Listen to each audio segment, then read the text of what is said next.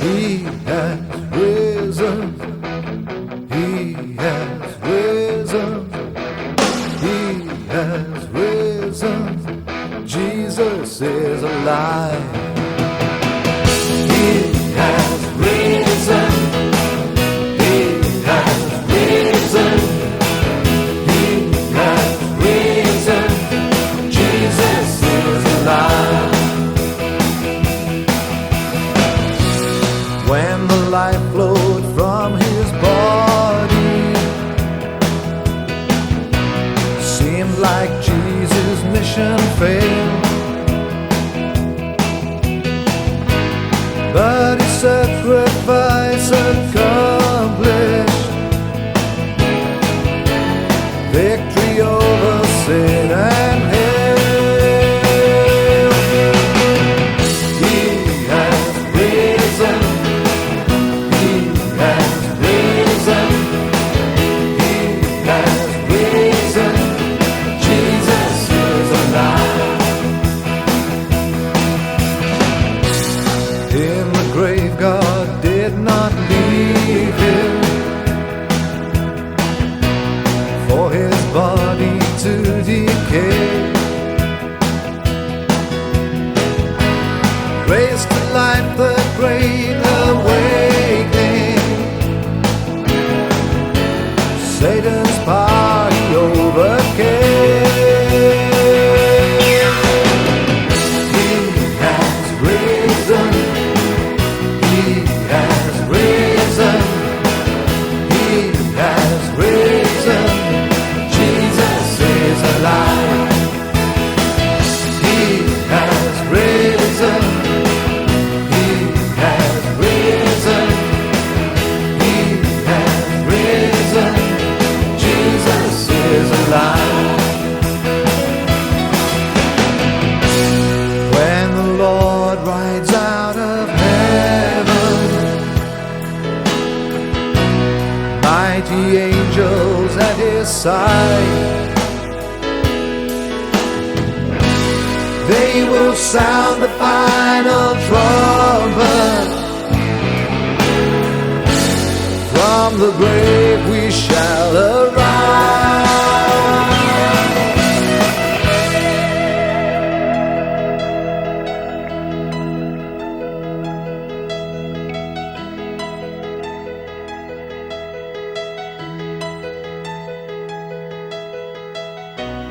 He has given life immortal.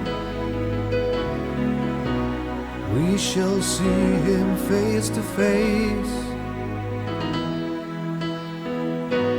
Through eternity we'll praise him. Christ the champion of our faith. He has risen.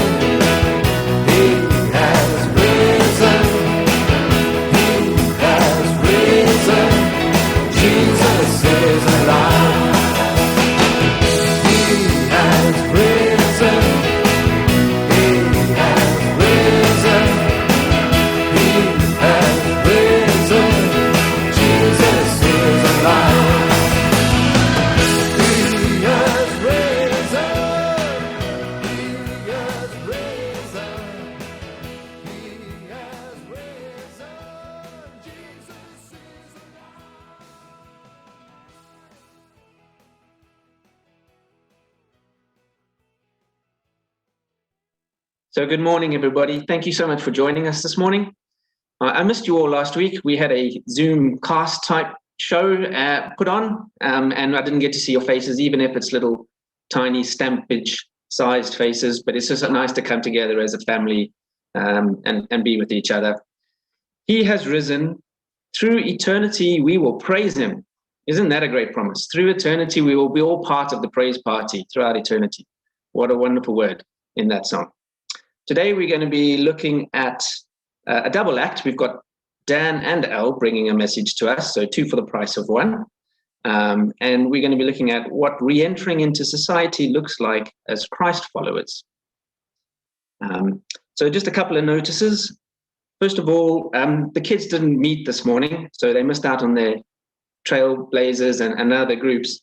But Kim has put together a pack, what she's called the Kids Mega Word Search. And if you know anything about Kim, she likes to call a spade a spade. So if she calls it a mega word search, you know it's a mega word search. So there are 96 words to find in the word search. There's the cheat sheet. Maybe you want to take a quick screenshot of that. If you want to go to the resources, download it. 96 words to find, all about Easter, as well as 3 hidden messages of all the letters that are left behind. So can you find? So if you've got a bit of time on holiday, you might want to tackle that as well. So kids, please do go off to the resources on our website, download it, and enjoy looking for the words. I believe it's quite difficult. We also got a women's clues and cocktails event, and we're going to pass over to Liz to introduce that for us. Thanks. Thanks, Chris. I think there's possibly going to be an image of our invite coming up, maybe while I'm talking, but if not, you'll just have to imagine a really professional looking invitation that we've sent out to women on our list. We, as a women's group, we have 2 really clear aims. Our first is to build relationships with non-Christian women. And our second is to lead them to faith and build ourselves up grow in faith ourselves. So our program that we devise has activities for both. Our last event was Naomi leading our women's breakfast on the subject of no fear in death. And that was, we got our biggest audience yet for that. And the online format meant that there were people who came who fed back afterwards that they wouldn't have come if it had not been online. So there are blessings out of this Zoom format, and the video of that talk has had by far and away the most views on our church Facebook page.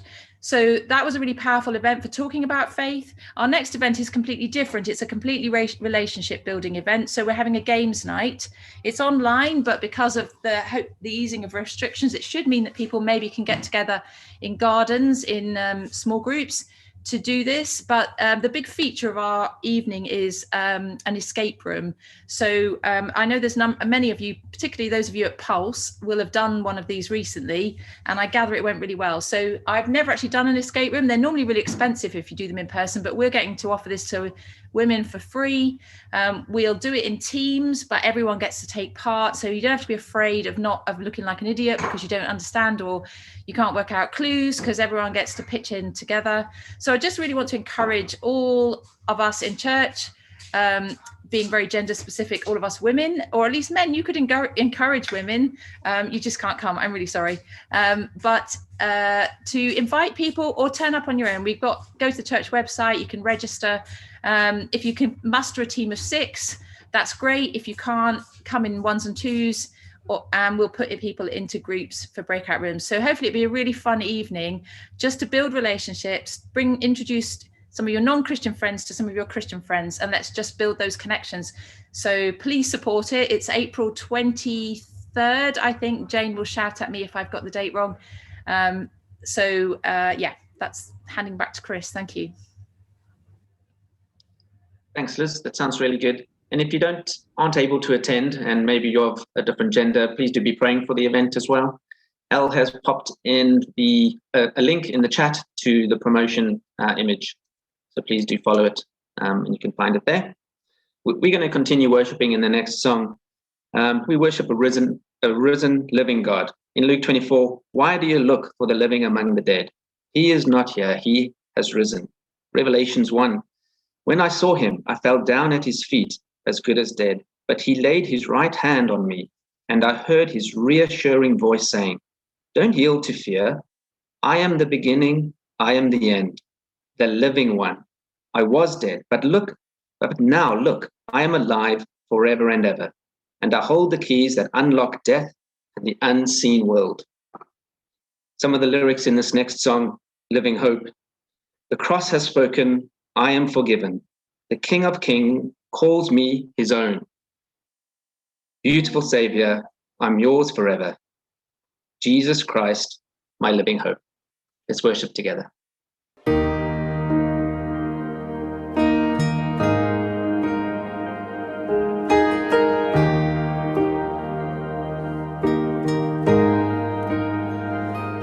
great the chasm that lay between us, how high the mountain I could not climb.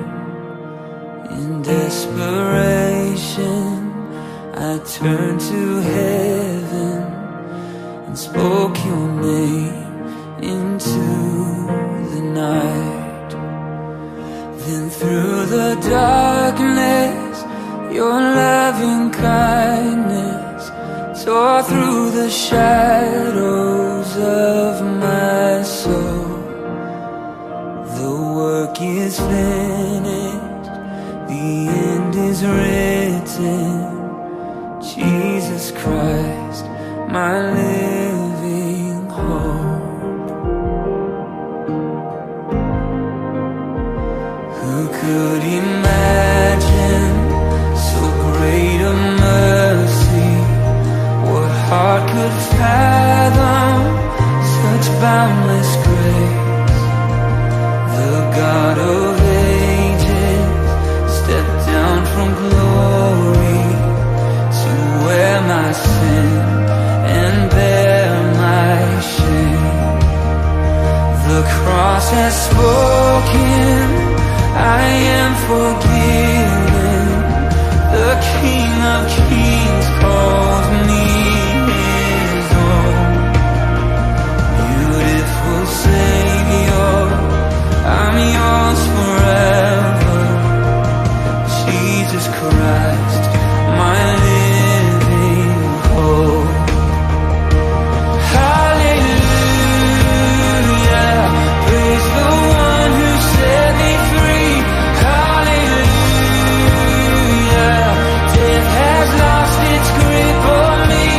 You have broken every chain. There's salvation in your name. Jesus Christ, my living hope. Hallelujah, praise the one who set me free. Hallelujah,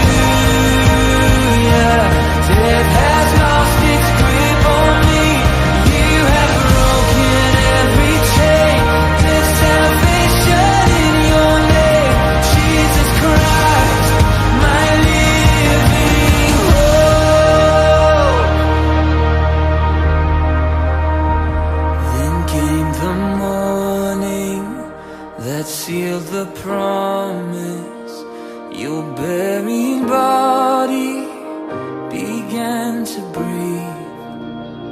Out of the silence, the roaring lion declared the grave has no claim on me. Then came the morning that sealed the promise. Your buried body began to breathe. Out of the silence, the roaring lion declared the grave has no claim on me. Jesus, yours is the victory. Oh,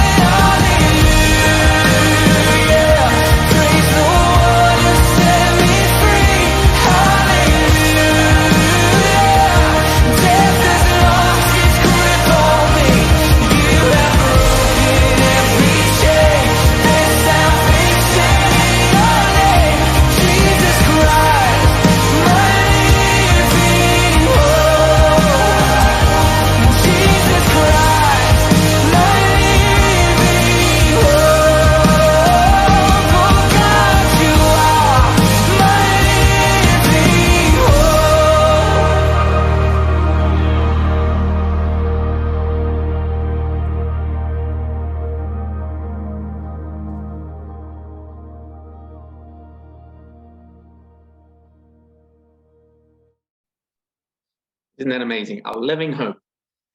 And the living God means that we have access to his presence. There's nothing sweeter. The history makers are going to go out now and search for more of his presence through the word and through discussion. They're learning, I think it's the last week of an Open Doors series about the persecuted church. And they're really diving into the real treasure and value that is the word.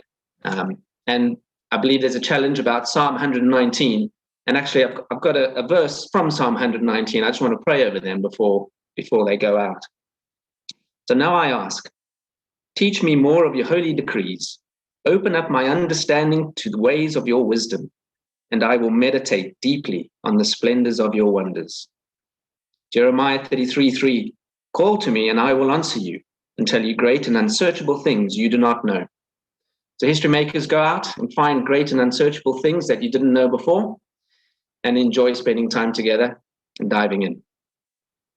And then as the history makers go out, we are going to go over to Dan, who's recorded a short talk about lockdown emotions, resilience, and the significance of rest.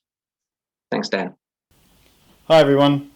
What do astronauts, Antarctic explorers and submariners have to teach us about self-isolation, confinement, re-entry? Well, have a look at these clips. Happy New Year to all the people of planet Earth. Thank you. A nuclear-powered U.S. Navy guided missile submarine, 160 crew on board. Not long after, we are leaning in the other direction. I mean, this is a 20-degree lean, right? Yes. We crawl through another hatch and snake our way to the nuclear reactor. Coming through. And we ask, who is behind the hatch? The team back there is about 11 watchstanders, highly trained nuclear operators.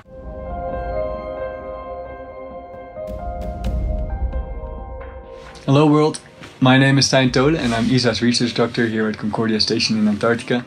So Concordia Station is one of the 3 stations in the middle of the Antarctic ice sheet operating year-round for science. For a 9-month period within this year, it's not possible for any transport to get in or go out of the station because of the extreme conditions outside. So I think these guys can probably teach us a fair bit about confinement, isolation, re-entry. There's a lot of experience between them. There's a branch of psychology called confinement psychology, which I think, having looked at it, can help us understand both what's going on inside us emotionally and spiritually, but also between us during this time. Here's a few phrases that I've heard lately that are interesting. We're not working from home, we're living at work. Don't know if you get that one. There's another phrase, if someone asks you, how are you? I'm COVID fine, which is actually a different scale to normal fine, COVID fine. I'm COVID fine, which means, yeah, I'm exhausted and I don't know what's going on, but I'm fine. So in confinement psychology, they talk about 5 phases through the confinement period and coming out of it the other end. They talk about confusion and panic at the start. That's we remember toilet rolls. They talk about the honeymoon period, and a few weeks ago I showed a video of a mum who, at the start of COVID compared to a mum in the 3rd lockdown. If you saw it, it was a pretty funny one. Then we move into a place of resentment, and I think for many of us the 3rd lockdown has been a place like that. They talk about reunion and then about reintegration. Today I'm going to talk about the 2 phases where we're kind of at. The resentment and then the reunion. One thing to note as I talk is each of us are so beautifully and uniquely made by God, and we're all different. We will all be experiencing the same things that are going on around us, but experiencing it differently. We'll have different reactions. So there are some generalizations in what I'm saying, but I'm hoping that you recognize some of the stuff in yourself as we go through it. For most of us, with the thought of re-entry, we feel both energized by the prospect of getting past lockdown. We're excited about meetups, about hanging out in beer gardens or cafes or restaurants eventually, and the social interactions that we've missed so much, the visiting family. But most of us are also feeling concerned or overwhelmed by the uncertainty of what this new normal will be.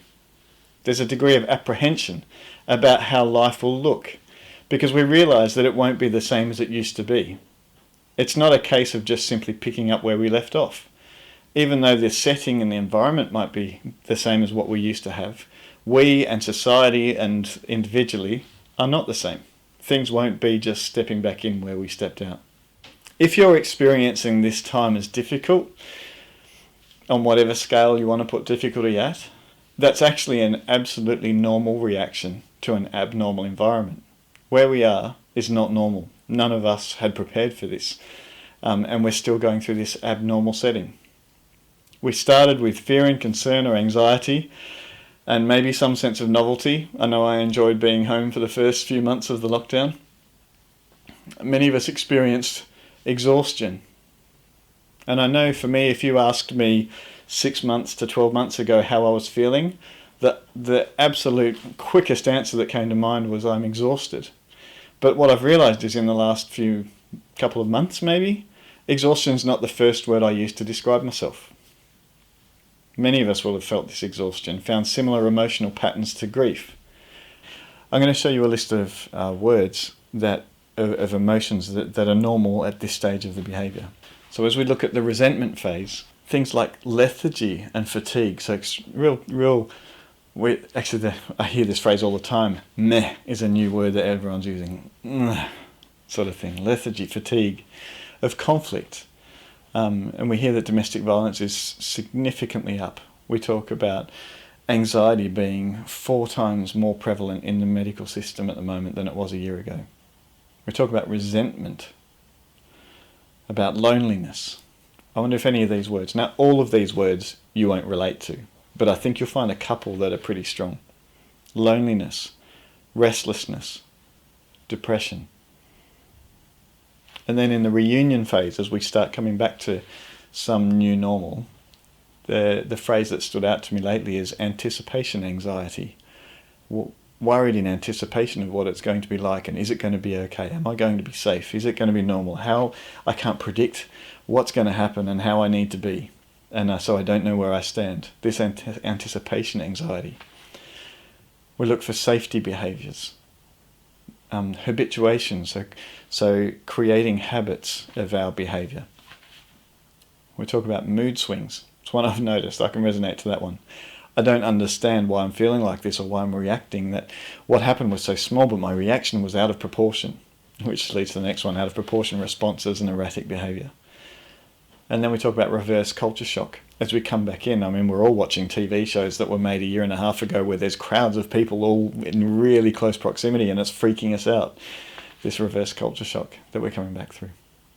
I think one important element at this phase is this thing of taking it easy, of being patient, of taking rest. And so there's another thing, it's called general adaptation syndrome. But what that says is that whenever there's a stress or an anxiety, there are three phases to it. The first one is alarm and reaction. So for example, we're going to be starting to go back to our office for work in the next month or two, and there's alarm and reaction to the news even that comes out. That, is that safe? Am I okay? Is that going to be all right? How's that going to work? Then there's resistance, irritability, frustration, poor concentration. But then in the general adaptation syndrome, it talks about exhaustion as the third phase. And this is a dangerous place to reside in. Fatigue, burnout, depression, anxiety, and decreased stress tolerance. And what we know is that during the resistance phase, the more that we can pace ourselves to rest, to work through it, the less we will feel the exhaustion phase. The more we just push through and fight through it, the more we will get in the exhaustion phase.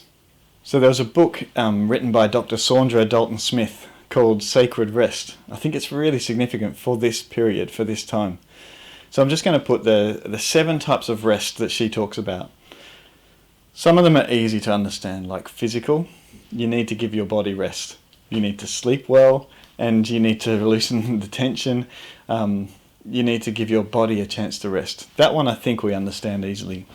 There's mental rest. I know yesterday, I think I went through 5 meetings back to back, just one after the other. I clicked end call on one and I clicked start call on another.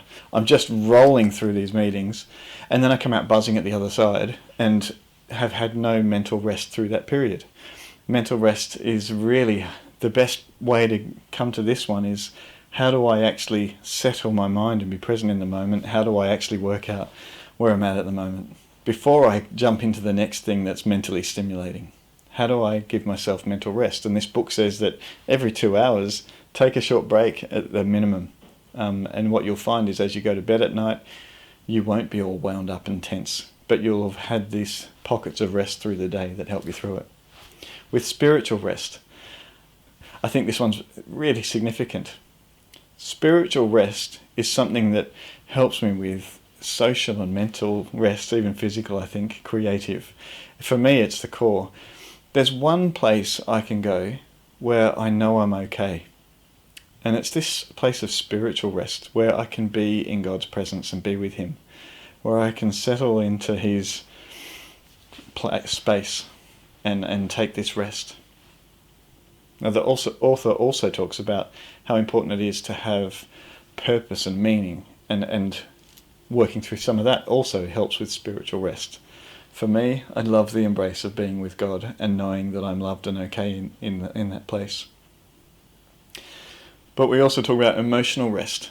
How do you take emotional rest? How do you... Sometimes I say I do this probably too late, but I catch myself being really emotionally on the edge, and I'm like, hang on, I just need to reset. I need to take a rest. I need to take a break and give myself a breather. I need to sit down and just have some quiet for a minute, and then I'll reset and I'm ready to go again. How do you have that emotional rest? And like mental, having it periodically through the day. Don't wait and book it all in at once. Keep having that emotional rest through the day. Social rest. There are some people who give you energy and some people who take it. And for some people, being away from people is also how you find social rest. And so how do you make sure that you're giving yourself what you need that brings you rest and life? This is what we mean as a church when we say we want to create a place of hospitality, a hospitable place where people can actually find rest. And then there's sensory rest. And I think for our current time, this is a big one. How do I not just continually bombard my brain with sensory overload from screens of people trying to catch my attention and being smart about it? How do I actually give myself that sensory rest? For me, going out for a walk and listening to birds and being in that moment, turning my screens off, putting it away, going for a walk without my phone so I know it's not going to interrupt me. Sensory rest. And then creative rest. Now, creative rest is an interesting one. Part of it can be just appreciating beauty. So sunsets, sunrises, studying plants. I find science beautiful for this. But I also love just being outdoors. The sunrise on Easter morning did my soul good. That was a place of rest, of creative rest. But creative rest will also be about producing, about creating, about finding an avenue for you to actually find rest through the creation of something that you make. What you'll find here is there's nothing in this list that says sitting on a couch for a few hours and just finding a tranquilizer on the screen that numbs whatever's going on for you. That's not rest. Computer gaming, not rest. It's that you can scrolling through Facebook, not rest. How do you go through these 7 phases and find that for each of those the place that you need rest in? I love this picture. I'll show you. It shows 7 different bottles that all need to be filled, and I think that's a good example of how do you make sure that for each of these 7 areas you are finding that place of rest. And so as we're in this second phase of stress, take it easy, find a way through it so that the third phase isn't so dramatic. I feel like the message that we as the church need to give to our community is let's find rest, let's find joy, let's have grace for each other as we re-enter this new normal, which is not the old normal. So I'm going to hand back to Chris, but I really want to encourage us to not rest carelessly. Work out as we go through this reunion phase coming up. When you notice your mood swings and your habituation or your reverse culture shock, your out of proportion responses and erratic behaviour, just find a way to continually be with God in his presence and rest. Settle with God. Here's two passages for you.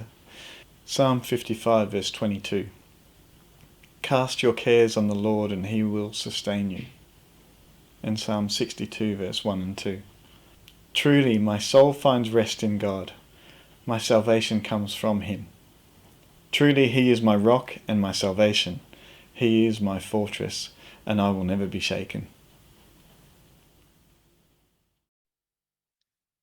Thanks thanks, Dan. That really resonates with me. The idea of doing life from a place of rest, and there's such strength in that.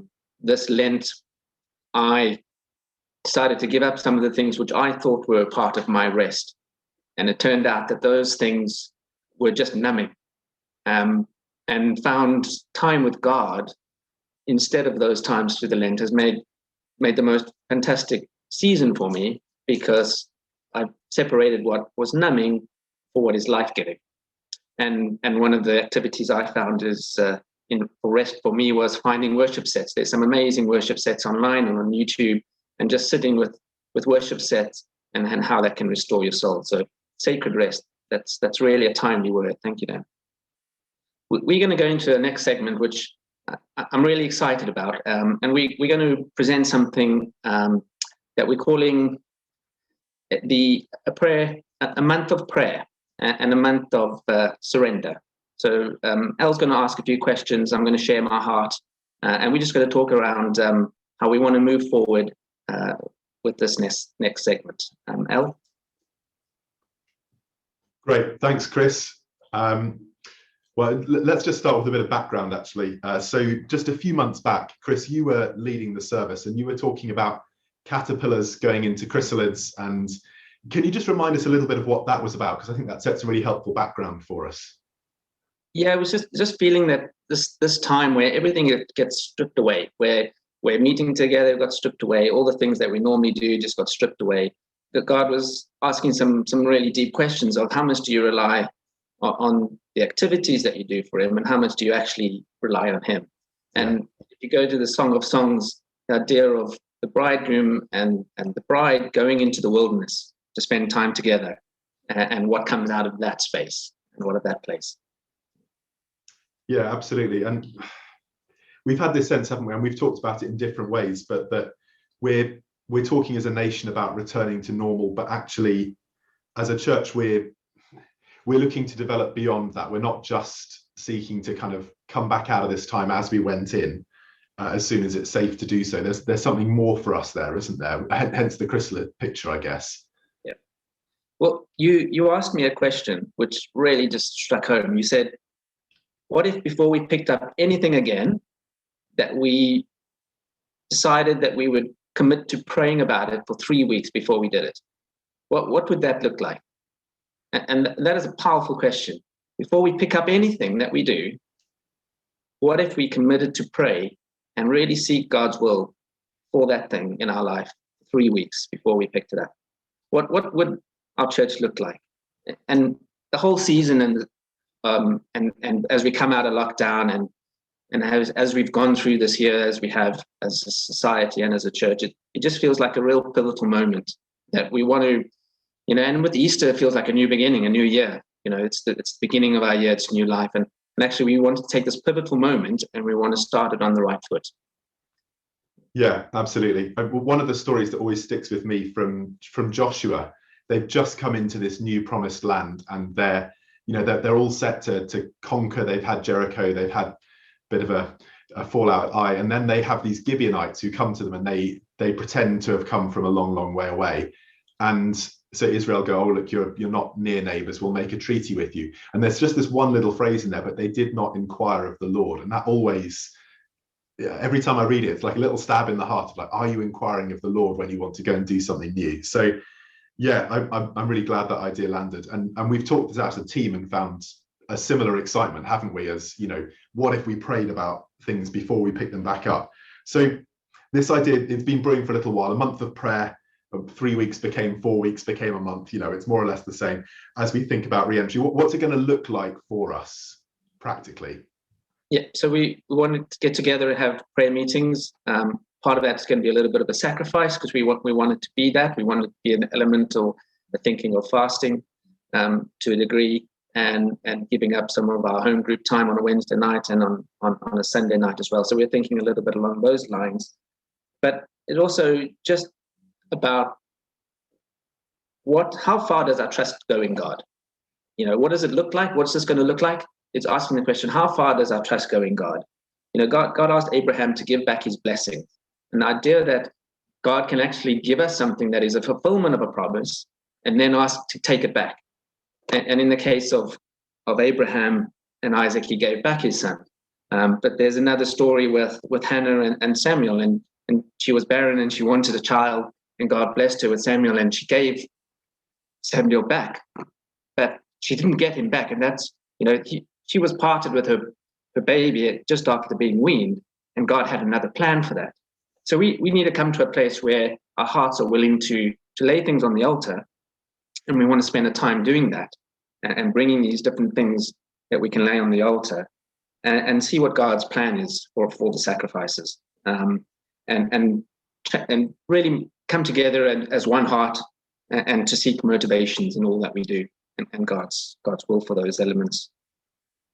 Yeah, absolutely. So we're hoping there's going to be an element of, certainly for activities that we have done in the past, just saying, God, do you even want us to restart these, or should they give way to other things? And that follows on a discussion that we've been having since October 2019.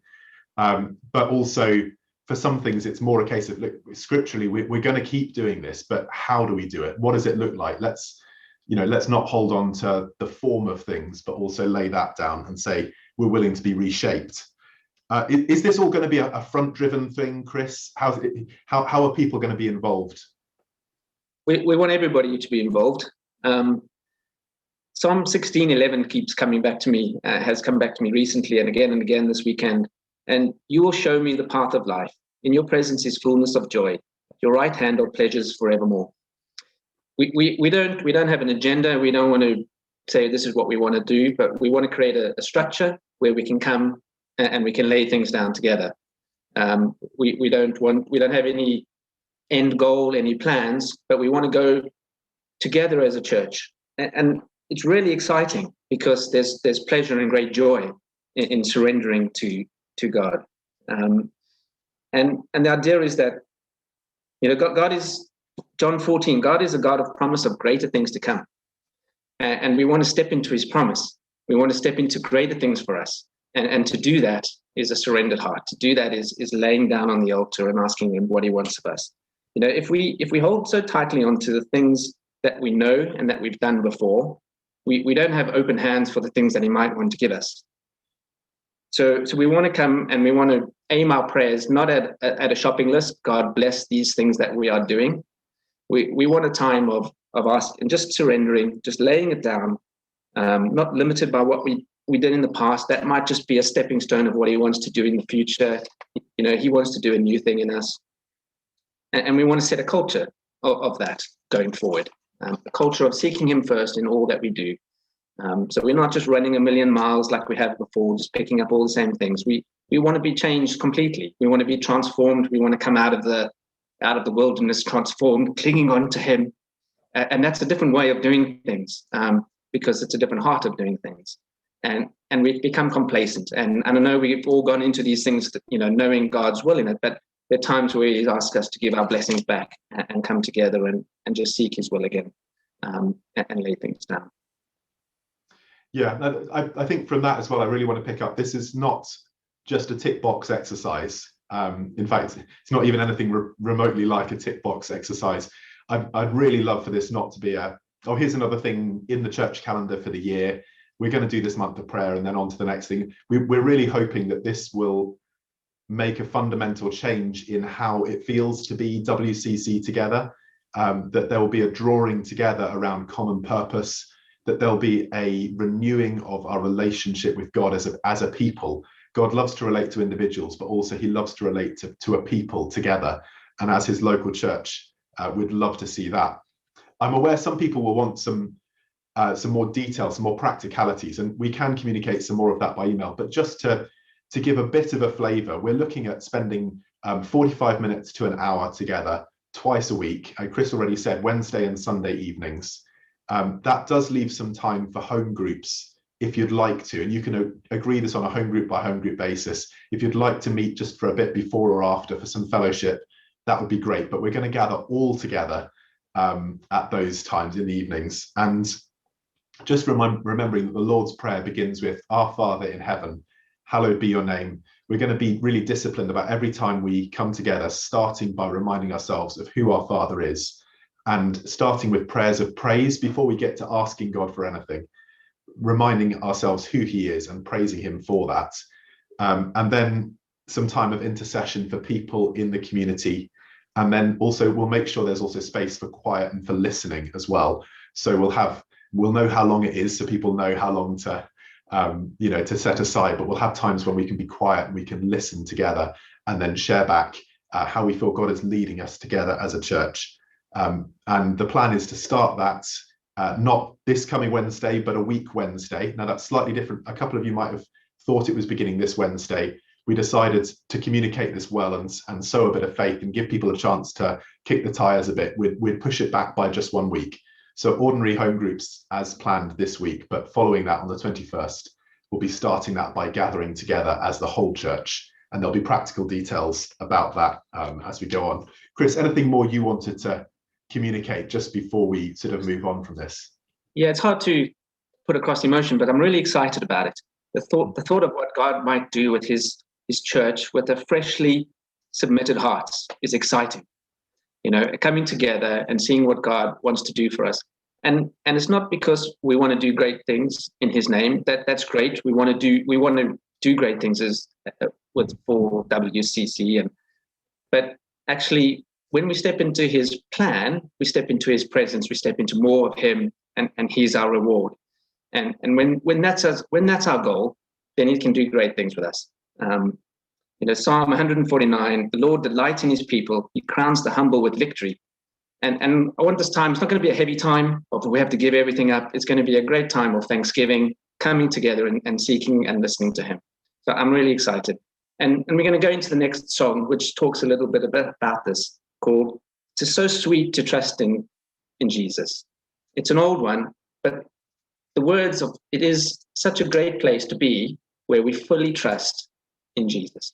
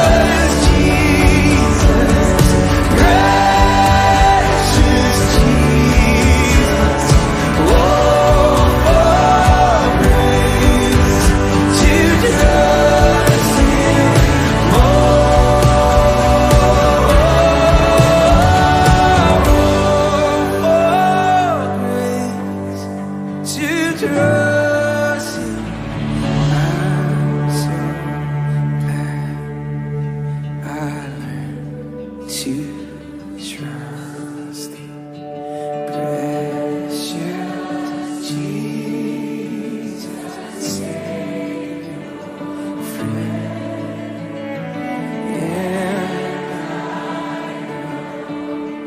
that thou art with me each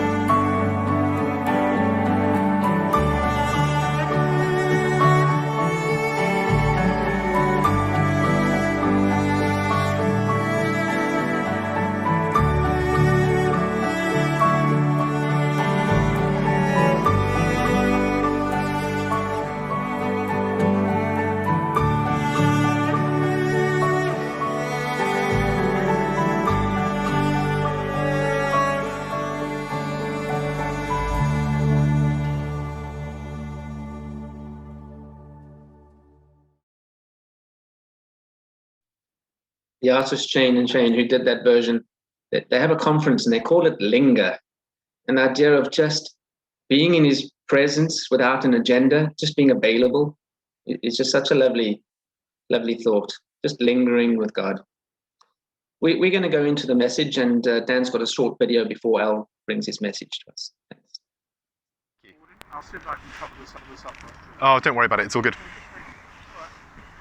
Thanks.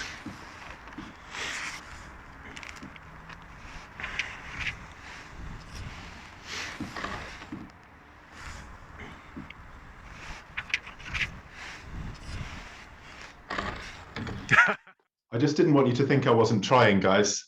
So, you know, we try to vary our material a little bit. And I thought, I'm speaking on John 21 today. What would be the best place to do it? I'll do it from a boat.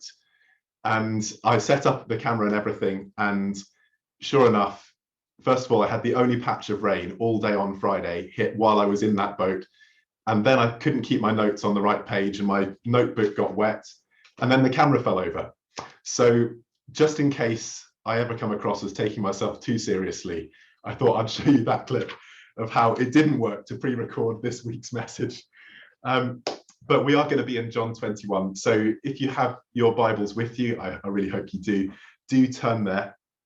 But before we go there, last week, for those who were listening, in my Easter message, I referenced a Guardian article talking about the columnist and their partner both feeling real sadness when they ticked no faith on the census.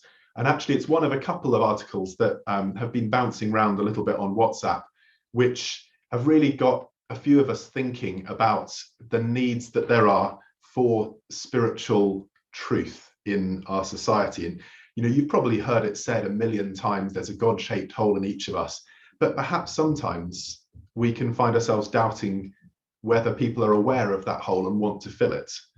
And what we found just reading these articles and some of the material they reference and reading those as well, poems and research studies and all kinds of other things, is that there really is this hunger. I just want to give you a few highlights, some snippets from the article, some bits of research, just to set a bit of the scene. After ticking the no religion box, I felt a pang of envy, this time to do with a year of lockdown, the sudden fear of serious illness and death, and the sense of it all being wholly random and senseless. Were religious believers able to give their recent experiences at least a semblance of coherence and meaning? Because like millions of other faithless people, I have not even the flimsiest of narratives to project onto what has happened, nor any real vocabulary with which to talk about the profundities of life and death. In March 2020, the number of Google searches for prayer across 95 different countries that were being monitored spiked up by 50%. A third of Britons currently feel less connected to their communities than they did before the pandemic. 40% of Britons do not think that their feelings of loneliness will go away when restrictions lift. Another quote, "For many of us, life without God has turned out to be life without fellowship and shared meaning, and that social tragedy now cries out for action." And finally, congregations may have thinned out since the 1972 census, but spiritual hunger is a part of the human condition. It will find other outlets and means of expression in the years to come. That last quote is, of all of them, perhaps the most worrying. We know from the story of the Tower of Babel what happens when humans are aware of their need for God and they try to plug it through their own action. And my concern for our nation at the moment is that we will build more Babels. We will see that we have this spiritual hunger and we'll go and make more social clubs and more initiatives and pump money into great sort of attempts to fill those holes, and we'll be trying to do it without the Lord. There's a mandate for the church in all of this. You see, here we are with answers. We celebrated this last week. We have a hope that lasts beyond the grave. We have joy that eclipses the sorrows of this life. And we have a community that has such a motivation, such a reason for being, that there was no way we were just going to give up meeting over lockdown. There was no way we were just going to mark time, but we've continued to press in together because there's something that drives us as a community and that holds us together as a community that is far stronger than coronavirus and that transcends all these weird things that have happened in our world. So we have answers. And yet, how do we connect those answers with this problem that society is feeling, this loneliness, this disconnection, this desire for purpose and meaning, this lack of ability to talk about things that matter in life, life and death and life beyond? And so that's why I want to talk about John 21. I mean, honestly, give me any excuse to talk about John 21 and I will. It's such a beautiful passage of scripture. I love how it portrays Jesus. I love what you see Jesus doing as he interacts with the disciples. And that in itself is a message that we could have today. But actually, more than that, quite often, the scriptural stories also speak to where we're at now. You may well have heard stories before about crossing over. We're in a time of crossing over, and people will draw similarities between where they are to Israel crossing over the River Jordan into the Promised Land. Or you might perhaps have heard sermons on Pentecost like that, or sermons on the plagues of Egypt and deliverance from slavery. But today, I think that God has a message for us. What he did with his disciples in John 21, I believe he wants to do with us today, in a sense. And I'm going to draw on that. So unashamedly today, I'm not only unpacking what happened in that text. Go and read it yourself. You can do some of that yourself anyway. I want to apply it to us as well and say, I believe God is speaking to us and working with us in a similar way. And I want to highlight that. And in particular, three things. You see, just to briefly retell some of the story, the disciples are sort of becalmed at this stage. If you put together the different gospel narratives after Jesus's resurrection, the disciples are told, go on to Galilee and Jesus will meet you there. So they're told to go on ahead of him to Galilee. At this stage, they've not yet received the Great Commission to go and make disciples. They've not yet been told, wait in the city until you're clothed with power. They've just been told, Jesus has risen. They've seen him once or twice. We don't know for quite how long, but it seems like it was probably a fairly short visit. And then go on ahead to Galilee. And so they're there in Galilee and they know what they've been through. They've trained for 3 years. They've intensely grown in that time. They've been equipped. They've done things they could never have dreamed of doing with Jesus. And then they've experienced this indescribable trauma of seeing their Savior crucified and not knowing what's going on. And then they've experienced this resurrection hope. Jesus is alive. But what do we do? What are we doing now? And do I have a place in that? And what's God going to do? Because we thought he was going to restore the kingdom to Israel, and then he didn't do that.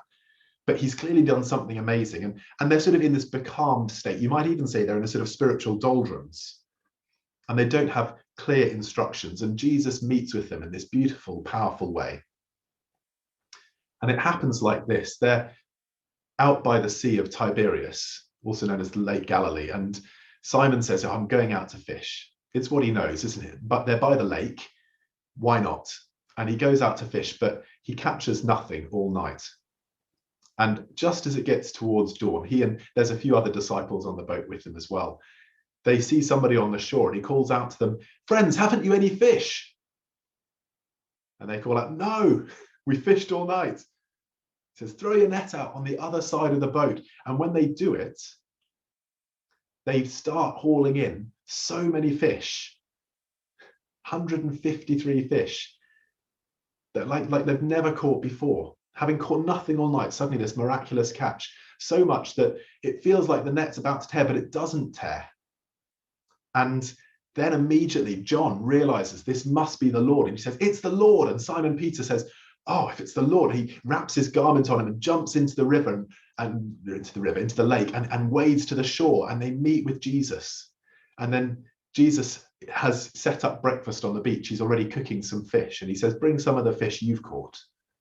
And then he has a meeting with them and he talks with them. And we'll talk a bit more about what he says in just a second. One of the most beautiful things about this is how this is a reworking of what Jesus has already done with Simon Peter. And you can read the original story in Luke 5. Back when Jesus first called Simon to follow him, Simon had had a fruitless night of fishing. And Jesus stood in his boat and preached to the crowds. And afterwards he said, "Now go out into deeper water and throw your net out." And again, Simon pulls in a huge haul of fish, but there's some differences as well. You see, Jesus reinvents something familiar. And he highlights in the process that they have changed and grown. Simon, the first time Jesus brings about this miraculous catch of fish, Simon just falls to his knees and says, "Away from me, Lord, I am a sinful man." He has a revelation of who Jesus is, and his response is, "I can't come close to you, stay away." This second time, he realizes that it's the Lord. And what does he do? He immediately wraps his garment around him so he's fit to greet him, and he wades to the shore as fast as he can. He won't even wait for the boat to get him. He's like, "I am going to Jesus direct as quickly as I can. I'm going to meet with him." So Jesus reinvents the familiar in order to highlight how they've grown, highlight what's changed. And now you see their concern is right relationship with Christ and the activity that overflows from that. Now, can you see how this speaks to us?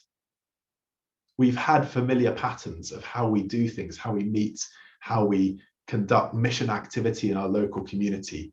But I believe now is a time that God wants to reinvent some of that. He wants to keep the familiarity, but just change it, make some changes, because we've changed, the situation's changed. Secondly, so first of all, he reinvents the familiar. He reminds them as well, though, that fruit comes from obedience. Both in the original story, put out your boat into deeper water, throw down your nets, and also in this second account, the second incident of the miraculous catch, throw your net out on the other side. There's a specific direction which leads to fruitfulness. You see, Simon didn't lack hard work. He was quite happy to work all night fishing. But what he needed was a clear instruction and wholehearted obedience to it. Jesus also gives them a fresh call. He resolves the past and he focuses on the future. Now, when he has had breakfast with the disciples, he goes for a walk with Simon. And you know the story probably. 3 times he says to him, "Simon, do you love me?" And Simon says, "Yes, I love you. Yes, I love you. Lord, you know all things. You know that I love you." It says he was hurt that Jesus asked him a 3rd time, but Jesus is reinstating Peter. Having denied Jesus 3 times, Jesus is saying, "Okay, put that past behind. It's forgiven. I want you to look to the future." And he gives him 3 times this mandate: feed my sheep, take care of my lambs. And this fresh call comes with a great sense of peace to it. All that Simon has to worry about is obedience to that call. You see, at one stage, he sees John following them and he says, "What about him?" Because Jesus has just spoken about his future and how when he's old, he's going to be martyred. And he says, "What about John?" And Jesus says, "You don't need to worry about John. If I want him to live until I come back, what's that to you? You follow me." There's a great peace in that. There's also a peace in the fact that When Jesus invites them to breakfast, he's already got fish on the fire, and yet he asks them to bring some of their own. You see, Jesus, he didn't need their fish. He's shown many, many times in the Gospels, and just in the stories we have recorded, probably more times than that, he's shown that he is Lord over the fish. He is seriously in control of these fish. He can make a fish with a coin in its mouth catch a line that Simon throws out. He is in charge of all the fish. And he has fish already cooked on his fire, ready for them to eat breakfast. But he also gives them the dignity of drawing them in. And he says, bring some of the fish you've caught. There's a great peace in how Jesus engages with Simon and with the disciples. I don't need what you have, but I want to draw you in. Don't worry about what everyone else is doing. Just do what I'm calling you to do. So what do we take away from this? This is a short message this morning. I want us to focus on the things that Dan brought, which feed into this, as you'll see. I want us to focus on the month of prayer, but I do want to bring some truths for us out of this passage as well. The first thing I want to say is, please welcome the reinvention of the familiar. Some things are not going to change. The scriptures say, do not give up meeting together as some are in the habit of doing. Hebrews 10:25, if you want to look it up. We're not going to stop meeting together, but we might do some reinvention of what it looks like, because the situation has changed. We've changed. People are talking about hybrid church. We're talking about a spiritual hunger in the world that perhaps goes beyond what we've seen for a long time. We need to find ways to engage with that. So we need to reinvent. And there's different ways that we could respond to that. We can be begrudging and say, well, I guess stuff's got to change. You know, I don't really like this, but, or I miss that, but, you know, or we can wholeheartedly say, do you know what? I want to see the kingdom of God advance. And so however it is that God leads us to reinvent the familiar, I'm in wholeheartedly. Do it, Lord. And I am here, heart and soul. And I want to commend that attitude to you. And I want to appeal to you, please. There will be some discomfort as we work through what it looks like to re-enter. Don't pretend that discomfort doesn't exist. We're not talking about putting on a mask, but do go beyond that discomfort to a place of maturity of saying, but I am wholeheartedly with this community and we are going somewhere together and I'm behind it.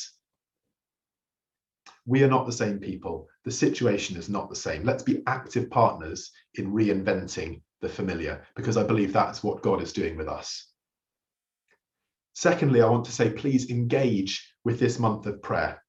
We want, just like those disciples in the boat, we want to hear the command of Jesus that says, throw your net out on the other side, push out into deeper water, whatever that instruction is for us. We know that we have the Easter message of resurrection, of hope, of joy, of peace. We know that.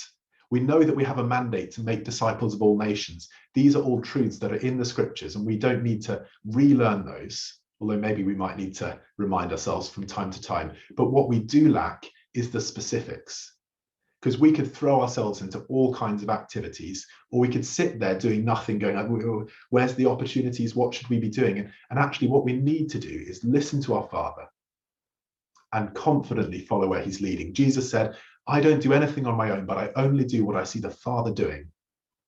And that led him to sometimes walk past people without stopping, like that lame beggar at the gates to the temple, where every time he walked past him, he could have stopped and healed him. But no, he was leaving that for Peter and John after he'd been raised and had ascended into heaven. And yet at other times, he'd be on his way to Jairus' daughter and no, there's a woman in the crowd and she needs me to stop right now and have a conversation with her. So Jesus had that sensitivity to the Spirit. He had that sensitivity to what God was saying. And as a result, he was constantly doing what the Father's doing. And that's what I want us to have as a community. So engage with the month of prayer. Seek earnestly for God to guide us together. And in that, let's also find this place of peace where we're not stressed by all the things we could be doing, because there is so much opportunity out there. There are more holes than we can plug, and we could spread ourselves so thin and still not meet the needs that are out there. Nor should we be stressed by what other people are doing, because God is wonderfully creative and God's diversity in his church is deliberate. One church and one style of church can't possibly capture everything that he is. And so there will be other churches out there doing other great things that we are not called to do. nor are we set up to do, nor has he given us the gifts to do that. And we need to be at peace about that and say, we are not that church. We are not that church. We are going to do what God has called us to do. Wheatley Community Church, here and now in 2021. So engage with this month of prayer. Get excited about it now. I've had the opportunity of talking about this with friends over the last couple of weeks. I am really excited about this. You've not probably had that opportunity because today may have been the first time you heard about it. But do get talking with your friends. Get talking with your home group. How is it that we could see our community shaped and moving forward because we're engaging with this month of prayer together, and come to it with an attitude of faith? The result of John 21 was that Simon was recommissioned. The disciples were set back on an intentional journey, which led them eventually, and obviously there are other steps, led them eventually into a place where they were meeting together with 120 of them regularly, just waiting on what God was wanting them to do, and up for it when he started that process. Let's get ourselves to that place of faith by engaging with his word to us. I want to encourage you to go away and read John 21 and read Luke 5, that first catch of fish. Read them side by side, see how Jesus leads them on, and ask, how is God leading us on today? Chris, back to you. Thanks, Al. Thanks very much. I'm encouraged that you use the words "reinvent something familiar" so strongly, because the next song which we had lined up just talks about that completely. And we're going to go into the song "All to Jesus I Surrender," and we had lined this up, but it's a completely different arrangement to what we know, and it's the idea that we get so used to something familiar, and we can rest that God is unchanging, that he is the beginning and the end. Our God doesn't change. We have a foundation in him. No matter where he takes us, our God is the same. So let's reflect about surrendering to Jesus. All to Jesus I surrender.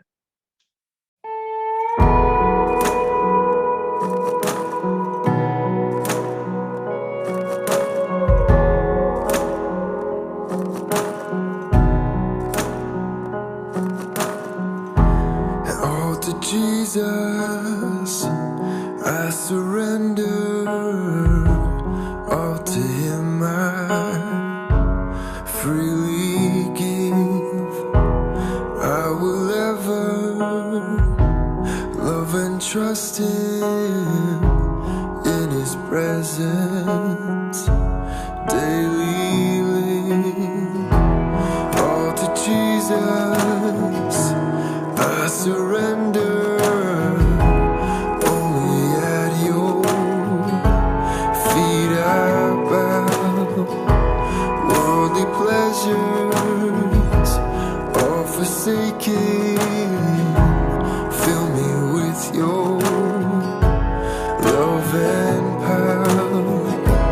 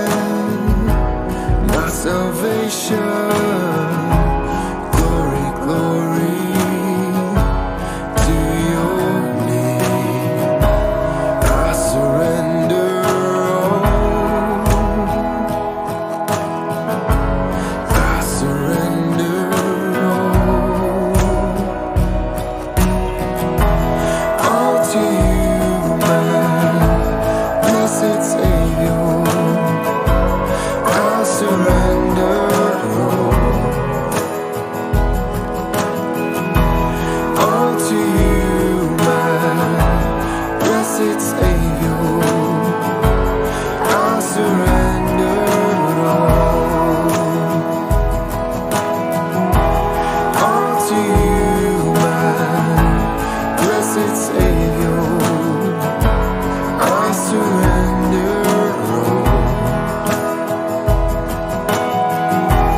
all to you, my blessed Savior, I surrender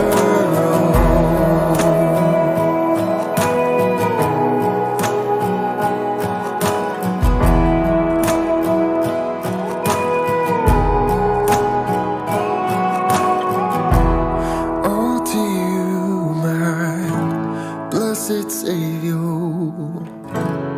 I surrender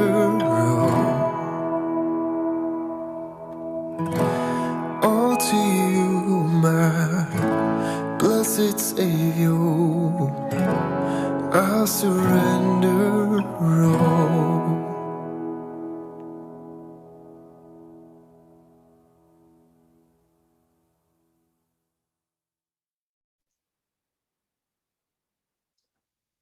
We're going to finish up now and then go out to have a time of breakout groups where we can meet together and continue our discussion. And be good that at those times that we could maybe pray for each other, or at least have a deeper discussion. What's the Lord saying to you? What did you get? What was brought to the front today for you? I love what Elle said. It's about the right relationship with Christ and an overflow from that. Just to close out with James 4:6-8. But he continues to pour out more and more grace upon us. For it says, God resists you when you are proud, but continually pours out grace when you are humble. So then surrender to God. Stand up to the devil and resist him, and he will flee in agony. Move your heart closer and closer to God, and he will come even closer to you. But make sure you cleanse your life, you sinners, and keep your heart pure and stop doubting. It's quite clear he's after our hearts. He's after those activities that we put in front of him, those bits that we put in to numb ourselves instead of pure rest. He's after our hearts. He's after those hidden sins. So let's surrender all and have a great week. Thank you for being with us today.